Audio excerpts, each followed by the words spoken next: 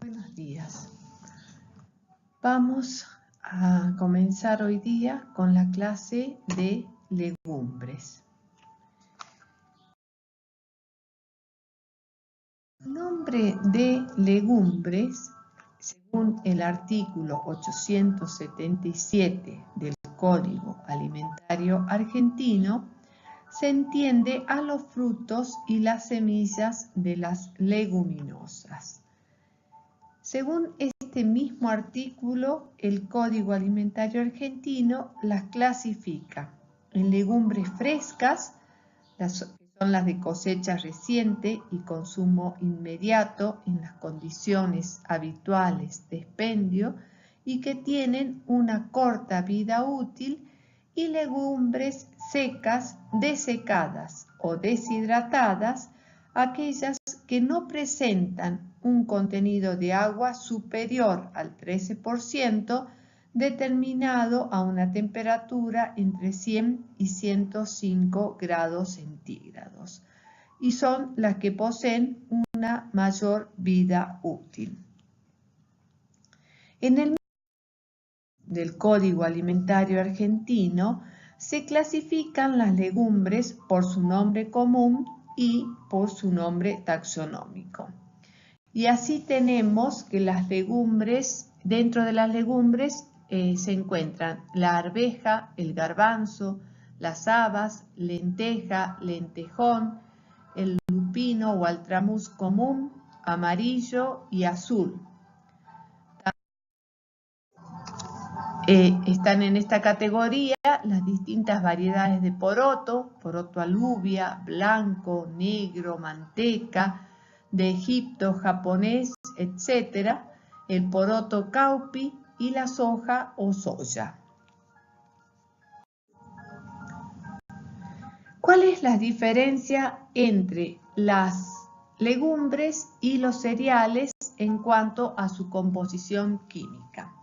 Como podemos ver en este cuadro, las proteínas, el contenido de proteínas en las legumbres oscila entre 15 y un 40%, teniendo como aminoácidos limitantes los azufrados, o sea, la metionina y la cistina. En cambio, en los cereales, el contenido de proteína oscila entre 7 a 17%, mucho menor, y los limitantes son la lisina y el triptófano. Por ello es que hablamos de complementación de proteínas. En cuanto a los carbohidratos, en las legumbres el contenido oscila entre 6 y 50% y en los cereales entre 50 a un 70%. La gran diferencia es el contenido de grasa, que en las legumbres puede ir desde un 1 hasta un 40%, considerándose esto un valor elevado. En cambio, en los cereales, entre 0,5 y 6,5%. En cuanto a los minerales, las legumbres son ricas en potasio, magnesio, hierro, zinc y fósforo, y los cereales en calcio, fósforo y potasio. Las vitaminas en ambos tipos de alimentos predominan las del complejo B y E, y las fibras oscilan entre 2 a 13 y entre 0,5 y 11% para legumbres y cereales respectivamente. En el siguiente cuadro observamos la composición química de legumbres de diferentes tipos. Y así observamos que el contenido en hidratos de carbono es alrededor de un 50 a 57%, a excepción de la soja, que solo tiene 7,6%. El almidón que predomina, el hidrato de carbono que predomina es el almidón, pero las legumbres también contienen una alta proporción de oligosacáridos, entre los que predominan la rafinosa, la estiacosa y la verbacosa, que son los responsables de la distensión abdominal y el meteorismo que provoca el consumo de legumbres, debido a que los microorganismos del intestino los hidrolizan formando gases como dióxido de carbono, metano e hidrógeno. En la segunda columna vemos el contenido de proteínas que oscila entre un 19,2% a 39,7% en la soja. Como vemos, todas las legumbres tienen un elevado porcentaje proteico. Por precipitado se obtienen fracciones de albúmina, globulina y gluteninas. Predominan las globulinas, cuya función es principalmente proteína de reserva que se utiliza durante la germinación.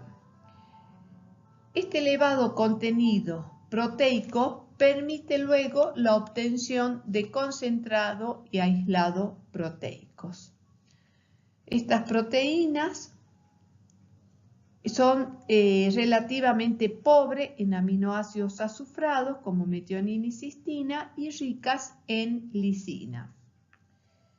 En la tercera columna vemos el contenido en grasa, en donde la mayoría de las legumbres tienen un bajo contenido entre 0,6 a 5,6 para arveja y garbanzo respectivamente, a excepción de la soja que puede llegar a tener un 23% de grasas.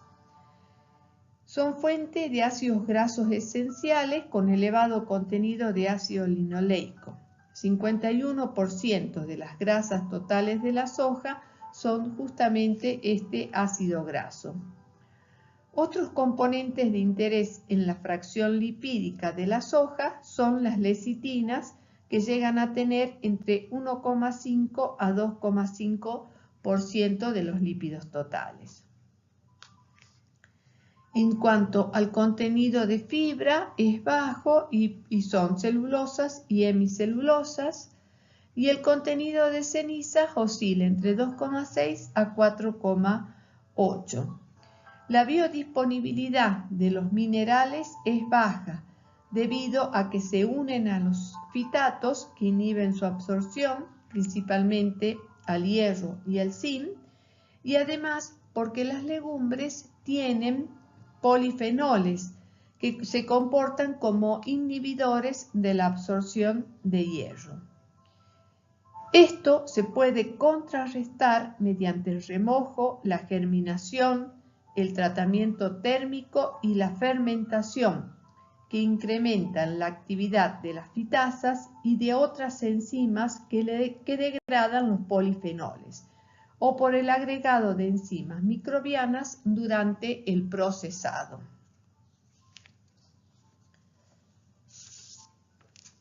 Bueno,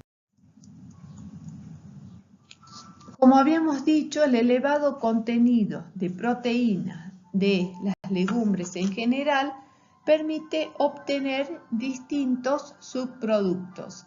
Y así, en el artículo 1407 del Código Alimentario Argentino se define a las harinas proteicas de origen vegetal como aquellos productos de la molienda de semillas limpias, sanas, enteras, parcial o totalmente decorticadas, sometidas o no a procesos de remoción parcial o total del aceite que contiene.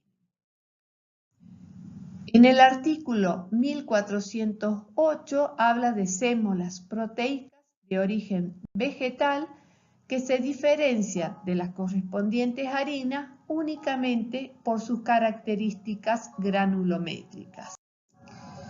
En el artículo 1409 se habla de hojuelas o escamas proteínicas de origen vegetal y se las define como los productos desgrasados que se presentan en forma de laminillas y que por molienda dan origen a las harinas y sémolas desgrasadas. En el artículo 1410 tenemos los concentrados proteínicos de origen vegetal, definidos como los productos resultantes de la separación de la mayor parte de los componentes de las semillas que no sean las proteínicas y que se obtienen a partir de las harinas de esas semillas. En el artículo 1411 se definen a los aislados proteínicos de origen vegetal como aquellos productos resultantes de la separación de la mayor parte de los compuestos de las semillas que no sean las proteínas y que se obtienen a partir de las harinas de semillas. Su contenido proteínico no será inferior al 90%, obteniendo el factor de conversión del nitrógeno por 6,25 en base seca. Y por último, el artículo 1412 habla de los texturizados proteicos de origen vegetal, definiéndolos como los productos obtenidos a partir de harinas, sémolas, concentrados o aislados proteínicos vegetales, con o sin el agregado de ingredientes opcionales con fines nutricionales o tecnológicos. Podrán presentarse en forma de fibra, trozo, gránulos o tajadas. Cuando se preparen para el consumo por hidratación, retendrán su integridad estructural y sus características de aceptabilidad. No deben disminuir el valor nutricional de las proteínas contenida en los materiales de origen.